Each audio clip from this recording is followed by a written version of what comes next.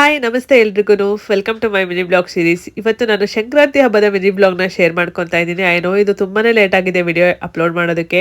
So video ready ಇದ್ರೂ ಕೂಡ ಕಾರಣಾಂತರಗಳಿಂದ ವಿಡಿಯೋ ಎಡಿಟ್ ಮಾಡೋಕ್ಕಾಗ್ತಿರ್ಲಿಲ್ಲ, ಹಾಗಾಗಿ ಲೇಟಾಗಿ ಅಪ್ಲೋಡ್ ಮಾಡ್ತಾ ಇದ್ದೀನಿ. ಸೊ ಇಲ್ಲಿ ನಾನು ಸಂಕ್ರಾಂತಿ ಪ್ರಿಪ್ರೇಷನ್ನ ಮಾಡ್ಕೊತಾ ಇದ್ದೀನಿ ಹಬ್ಬಕ್ಕೆ.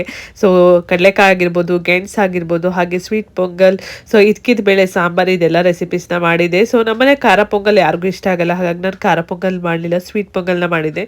ಸೊ ಸ್ವೀಟ್ ಪೊಂಗಲ್ ಆದರೆ ಮಕ್ಕಳಾದರೂ ಇಷ್ಟಪಟ್ಟು ತಿಂತಾರೆ ಅಂತ. ಹಾಗೆ ಅಯೋಧ್ಯೆ ರಾಮನ ಇನ್ವಿಟೇಷನ್ ಕೂಡ ಬಂದಿತ್ತು ಅವತ್ತು. ಇನ್ನೇನು ಪೂಜೆ ಮಾಡೋ ಟೈಮಿಗೆ ಬಂದು ತುಂಬಾನೇ ಖುಷಿ ಆಯಿತು. ಹಾಗೆ ಅದನ್ನು ಕೂಡ ದೇವರ ಹತ್ರ ಇಟ್ಟು ಪೂಜೆ ಮಾಡಿದೆ. ಸೊ ಈ ವರ್ಷದ ಹಬ್ಬ ತುಂಬಾನೇ ಸ್ಪೆಷಲ್ ಅನಿಸುತ್ತೆ.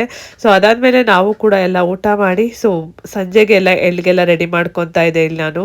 ಸೊ ಎಳ್ಳು ಕೂಡ ಪ್ಯಾಕಿಂಗ್ ಮಾಡಿ ಸೊ ನನ್ನ ಇಬ್ಬರು ಮಕ್ಕಳ ಕೈಲಿ ಎಳ್ಳು ಕೂಡ ಬೇರಿಸ್ದೆ ಎಲ್ಲ ಪ್ರಿಪ್ರೇಷನ್ ಮಾಡಿಕೊಂಡು. ಆಮೇಲೆ ಸಂಜೆ ಹಾಗೆ ನಾವು ನಮ್ಮ ಏರಿಯಾದಲ್ಲೇ ಸುಗ್ಗಿ ಸಂಭ್ರಮ ನಡೀತಾ ಇತ್ತು. ಸೊ ಅಲ್ಲಿ ಹೋಗಿ ಸ್ವಲ್ಪ ಟೈಮ್ನ ಸ್ಪೆಂಡ್ ಮಾಡಿ ಬಂದಿದ್ದು. ಇದಾಗಿತ್ತು ಇವತ್ತಿನ ವಿಡಿಯೋ. ಥ್ಯಾಂಕ್